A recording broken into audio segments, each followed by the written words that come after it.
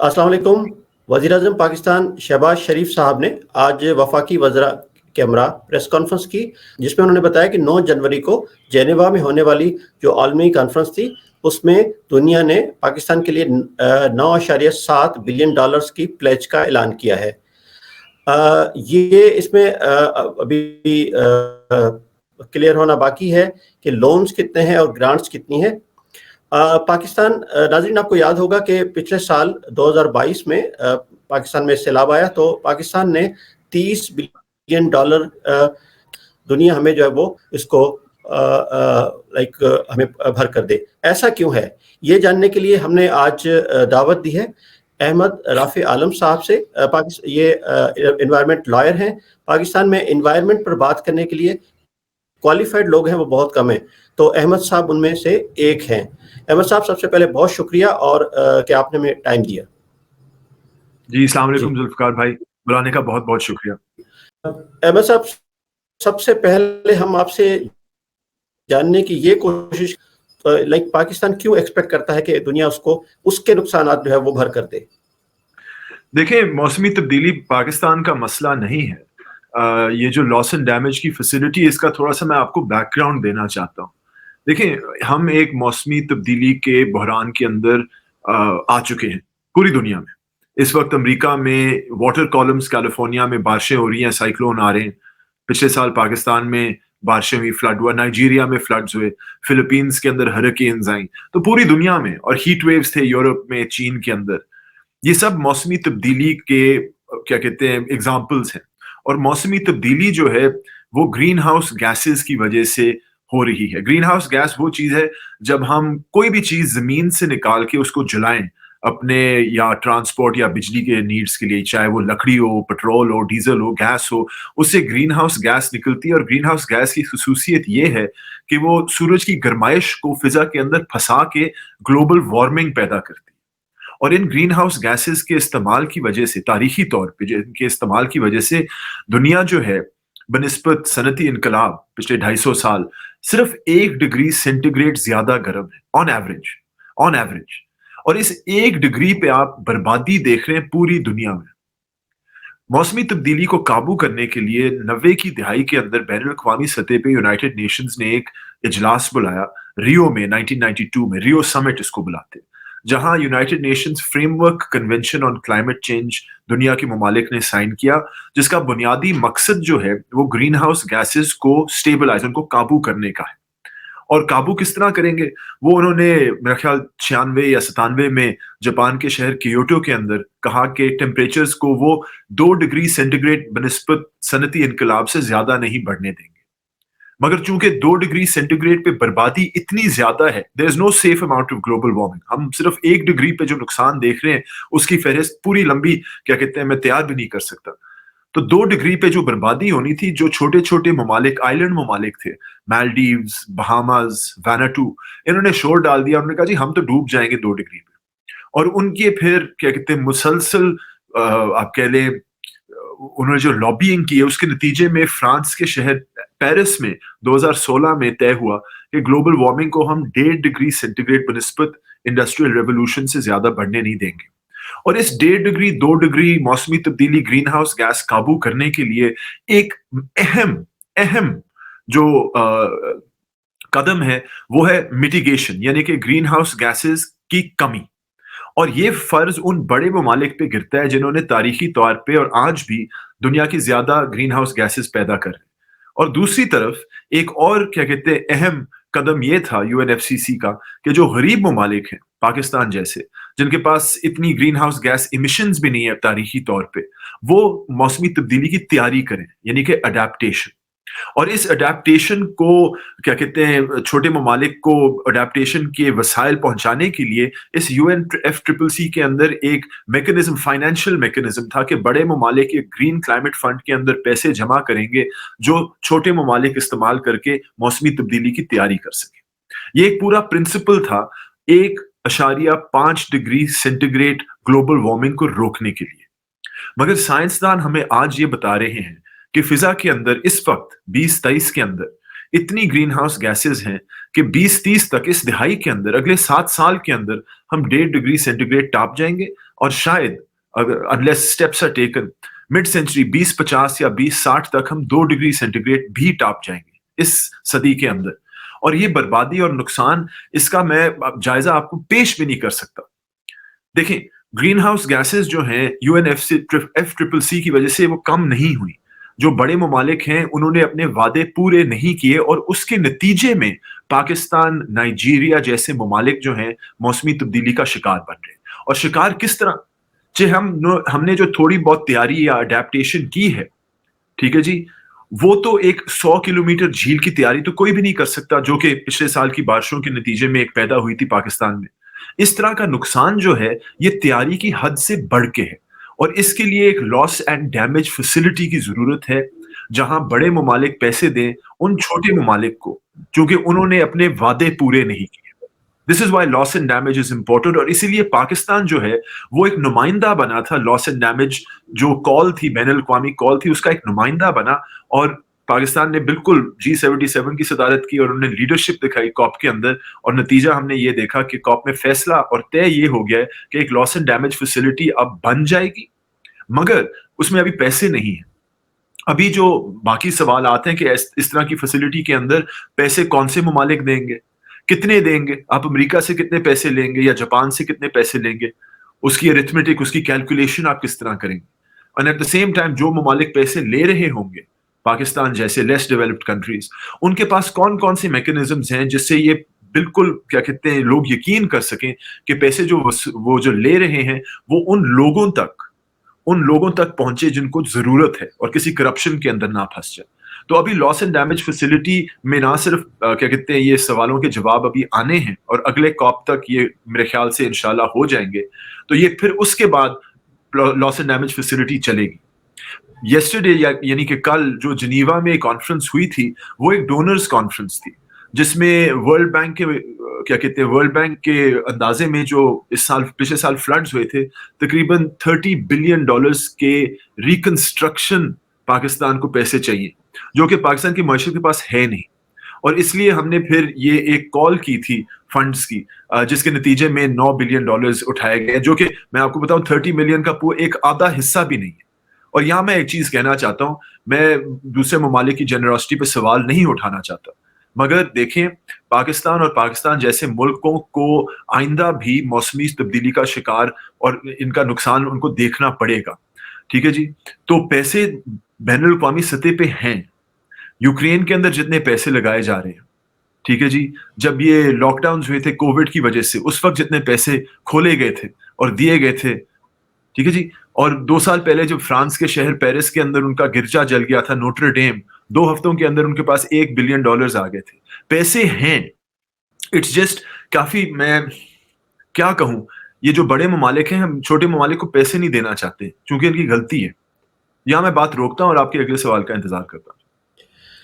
احمد صاحب, یہ تھوڑا سا کنفیوژن یہ بھی ہے کہ پاکستان ویسے ہی اس وقت فائنینسنگ کی ضرورت ہے, زر مبادلہ کے جو ذخائر ہیں وہ $5 ارب سے کم ہو گئے ہیں. اسی جنیوا سمٹ کی سائیڈ لائنز پر پاکستانی وزیر خارجہ کی IMF کے ڈیلیگیشن سے بھی ملاقات ہوئی. تو یہ جو فائنینسنگ ہوئی ہے یہ اس کو کلائمیٹ فائنینسنگ کہیں گے ٹوٹل, یا جو ریگولر فائنینسنگ ہے, یا یہ سارٹ آف مکس ہے؟ یہ دیکھیں جو United nations frame work convention on climate change ہے اور اس کے تحت سالانہ جو اجلاس ہوتے ہیں, کانفرنس آف پارٹیز جو ہوتی ہیں, وہ ایک ڈونر کیا کہتے ہیں میکنزم نہیں ہے. یہ گرین ہاؤس گیسز کو قابو کرنے کا ایک میکنزم ہے. پاکستان جب فلڈز ہوئے تھے تو یونائٹڈ نیشنز نے ایک فلڈ ریلیف کال کی تھی, جہاں پہلے $300 ملین اور بعد میں $800 ملین کا یونائٹڈ نیشن سیکرٹری جنرل نے کیا کہتے ہیں بین الاقوامی جو لوگ ہیں دنیا میں جو ممالک ہیں ان سے پیسے مانگے تھے, ٹھیک ہے جی. وہاں میرے خیال سے $150-200 ملین بھی اس فنڈ کے اندر نہیں ڈلے. تو پھر کاپ کے بعد اب دوبارہ یونائٹڈ نیشنز کے ساتھ پاکستان نے ایک فنڈنگ کال کی ہے, جہاں یہ ڈونیشنز اور یہ لونز اور یہ گرانٹس دیے گئے ہیں. اور 9 بلین میں نے جو کیلکولیشن میرے ایگزیکٹ نہیں ہے, مگر آئی تھنک زیادہ تر جو پیسے ہیں جو پلیج ہوئے ہیں وہ لونز ہیں, کیا کہتے ہیں یہ گرانٹس نہیں ہیں. اور جو and I need to distinguish this نا جی, بیکاز جو لاس اینڈ ڈیمیج فیسلٹی ہے اس کا تصور جو ہے وہ یہی ہے کہ یہ پیسے جو ہیں ان ممالک کا حق بنتے ہیں چونکہ بڑے ممالک نے اپنے وعدے پورے نہیں کیے, اور یہ جو لاس اینڈ ڈیمیج کی فیسلٹی کے پیسے ہوں گے یہ لون کی شکل میں نہیں دیے جائیں گے. This will have to be grant money, ٹھیک ہے جی, ود آؤٹ اینی اسٹرنگس. تو اس طرح میں سمجھتا ہوں جو جنیوا کے اندر کانفرنس ہوئی تھی وہ لاس اینڈ ڈیمیج فیسلٹی کی کانفرنس نہیں تھی, بیکاز لاس اینڈ ڈیمیج ایک UNFCCC کی میکینزم ہے جو کہ آج تک ایک ڈونر فیسلٹی نہیں رہی. ٹھیک ہے جی, I hope this is clear things up. Rafi sahib, یہ کہا گیا کہ یہ کانفرنس جو ہے پہلی ڈونرز کانفرنس ہے in terms of climate change. یہ آفیشیلی نہیں ہے لیکن میں نے کسی ایکسپرٹ کے یہ اوپینین پڑھے ہیں, تو آپ کیا کہتے ہیں یہ کلائمیٹ چینج کے حوالے سے جو یونائٹڈ نیشنز جو ایفرٹس لے رہا ہے یہ اس سلسلے کی یہ پہلی کڑی ہے؟ آئی تھنک جو آپ نے جو اسٹیٹمنٹ پڑھی ہے نا وہ ایک بڑی آپٹمسٹک سی اسٹیٹمنٹ ہے, مگر کچھ تقریباً ایسا ہی ہے.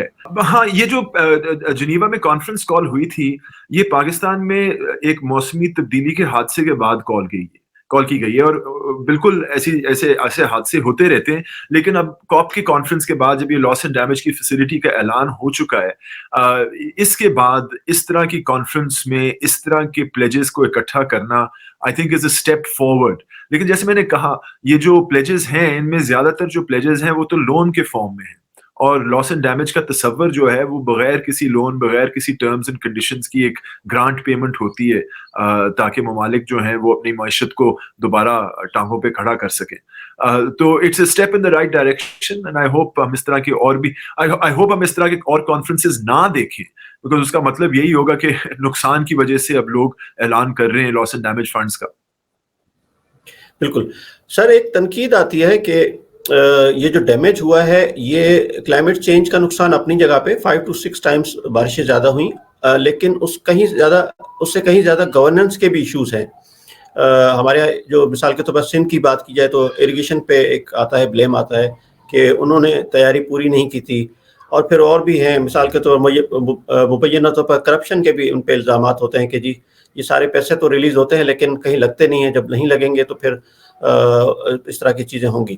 نہیں, یہ بڑا اہم سوال ہے اور یہ تنقید جو ہے درست ہے, اور یہ نہ صرف پاکستان میں, اگر آپ باقی بھی دنیا میں ڈیولپنگ ممالک ہیں وہ دودھ میں نہیں دھلے ہوئے. ٹھیک ہے جی, اور ہماری جو پلاننگ ہے وہ بغیر کیپیسٹی کرپشن انوالوڈ ہے, بالکل ایسا درست ہے.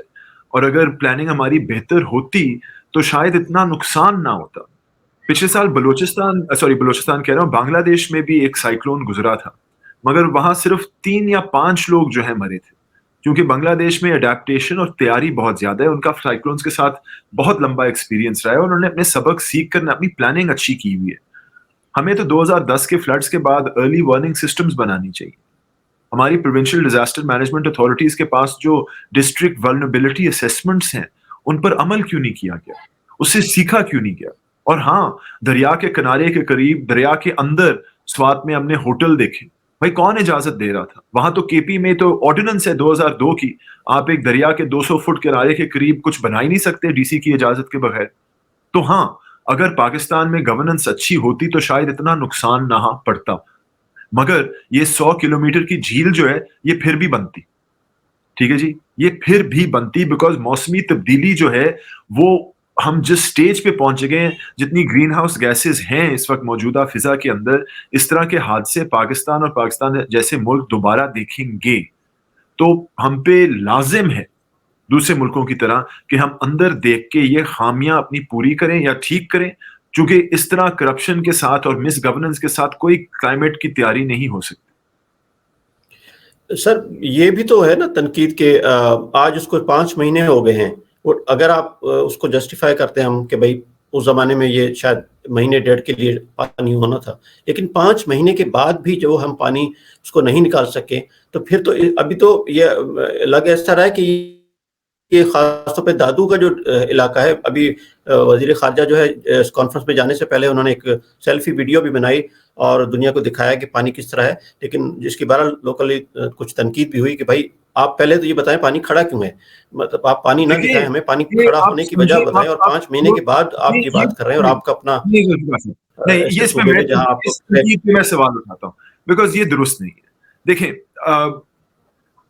تنقید اٹھانا بالکل ٹھیک ہے، لیکن موسمی تبدیلی کی شدت کا نہیں بھی میں تو وہ اندازہ بتا رہا ہوں جو تنقید ہو رہی ہے. جی جی.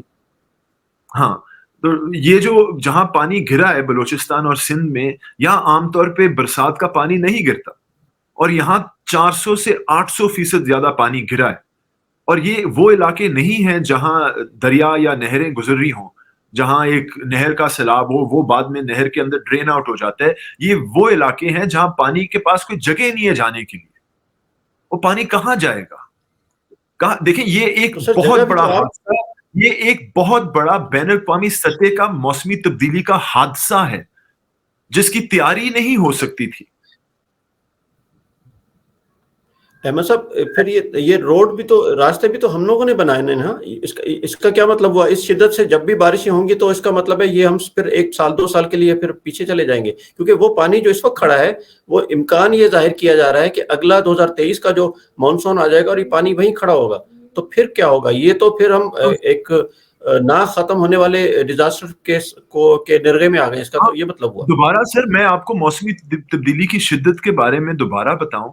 اس وقت جو پورے پاکستان کے شہروں کے اندر یہ ہوائی آلودگی ہے، ہوائی آلودگی آدھی تو گرین ہاؤس گیسز ہے. پچھلے سال ہماری سردیوں کا جو موسم ہے وہ مارچ میں ختم ہو گیا تھا، اور اتنی شدید گرمی پڑی تھی، وہاں فصلوں کی پیداوار پہ اثر پڑا تھا، اور اس کا جائزہ پورا نہیں ہوا جب تک کہ یہ فلڈز نہیں شروع ہوئے. Sir, we are in a permanent cycle of climate catastrophe, permanent cycle. جب تک یہ گرین ہاؤس گیسز قابو میں نہیں آئیں گی، اس سے مزید شدید حادثے پاکستان کے مستقبل میں ہیں. اچھا، ایک چیز احمد صاحب یہ بات ہوتی ہے کہ کل جو ہماری یعنی جنیوا میں جو بات ہوئی وہ پلیجز ہے نا، تو اس سے پہلے 2 مرتبہ ایسا ہوا ہے کہ ریسنٹ پاس میں پاکستان کو پلیجز ہوئے ہیں. مثال کے طور پر 2005 کا جو زلزلہ ہوا اس میں پیسے کی پلیجز ہوئی، اور پھر 2010 کے فلڈز کے بعد فرینڈس آف پاکستان کے نام پہ جو ایک پلیٹ فارم بنایا گیا تھا، اس میں بھی میرا خیال $5.6 بلین کی شاید بات کی گئی تھی. لیکن وہ پھر پلیجز تو بہت سارے ہو جاتے ہیں، لیکن وہ عملی طور پر وہ نہیں ہو پاتے، اس کو عملی جامہ نہیں پہنایا جا سکتا. ایک بات. دوسرا یہ کہ اس میں کہیں نہ کہیں پہ وہ آپ کو بھی ایفرٹ دکھانی پڑتی ہے کہ آپ جا کے اس کو پھر میک شور کریں گے وہ آپ کے پاس پیسے پہنچیں بھی. تو آپ سمجھتے ہیں کہ یہ جو گرانٹ ہے یا جو قرضے ہیں، جو بھی پلیجز ہیں، تو یہ اتنی ہی اماؤنٹ ہم تک پہنچ بھی پائے گی؟ آپ سمجھتے ہیں سر؟